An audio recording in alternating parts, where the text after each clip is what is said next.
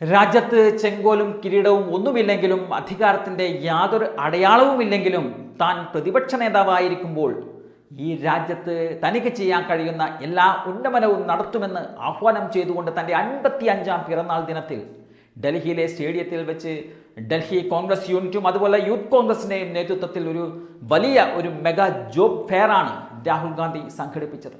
ഏകദേശം 5000-ൽ പരം ആളുകൾക്ക് ഒരൊറ്റ ദിവസം കൊണ്ട് അവിടെ ജോലി ഉറപ്പാക്കിയിട്ടുണ്ട്. 20,000-ഓളം പേർ അപേക്ഷകർ കൊടുത്തിരുന്നു. അതിൽ ജോലി ലഭിക്കാത്തവർക്ക് തുടർന്നും മെഗാ ജോബ് ഫെയർ ഇവന്റ് നടത്തും എന്ന വാക്കോടു കൂടിയാണ് രാഹുൽ ഗാന്ധി ഒരു ദിവസം നീണ്ടു നിൽക്കുന്ന മെഗാ ജോബ് ഫെയർ സംഘടിപ്പിച്ചത്. തൊഴിലവസരങ്ങൾ കുറഞ്ഞു വരുന്നു. അതുകൊണ്ടാണ് ഇന്ത്യയിൽ നിന്നും കൂടുതൽ ആളുകൾ വിദേശ രാജ്യങ്ങളിലേക്ക് പലായനം ചെയ്തു പോകുന്നത്.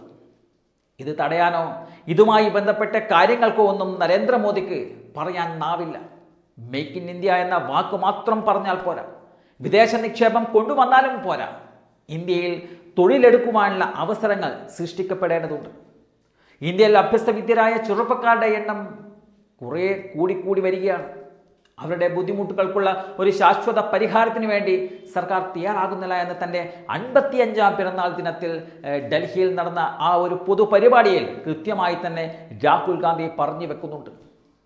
ഈ രാജ്യത്തെ പഠിപ്പും വിദ്യാഭ്യാസവുമുള്ള വ്യക്തികളെ നോക്കി കളിയാക്കുകയാണ് കേന്ദ്ര ആഭ്യന്തരമന്ത്രി അമിത്ഷാ.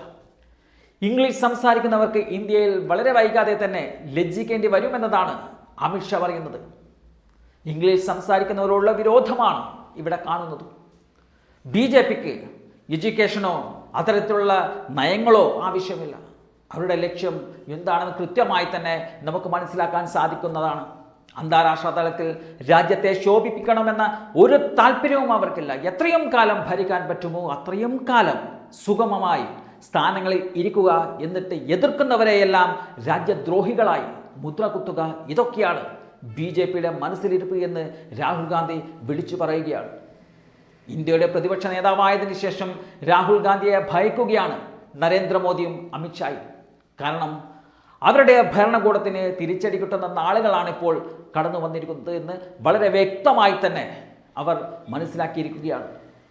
ഇതുപോലുള്ള തൊഴിലവസരങ്ങൾ സൃഷ്ടിക്കുവാൻ വേണ്ടി നിരവധി കമ്പനികളാണ് ജോബ് ഫെയറുമായി ബന്ധപ്പെട്ട് ഡൽഹി സ്റ്റേഡിയത്തിൽ സഹകരണത്തോടെ എത്തിയത്. ഇതിനെക്കുറിച്ച് ഡൽഹി യൂണിറ്റ് ചീഫായ ദേവേന്ദ്ര യാദവ് പറഞ്ഞത് കൃത്യമായ വീക്ഷണമുള്ള ഒരു നല്ല മനുഷ്യന് മാത്രമേ ഇതുപോലുള്ള നല്ല കാര്യങ്ങൾ ചെയ്യാൻ സാധിക്കുകയുള്ളൂ എന്നതാണ്. രാജ്യത്തിൻ്റെ അഭിവൃദ്ധിയാണ് രാഹുലിൻ്റെ മനസ്സിൽ മുഴുവനുമുള്ളത്.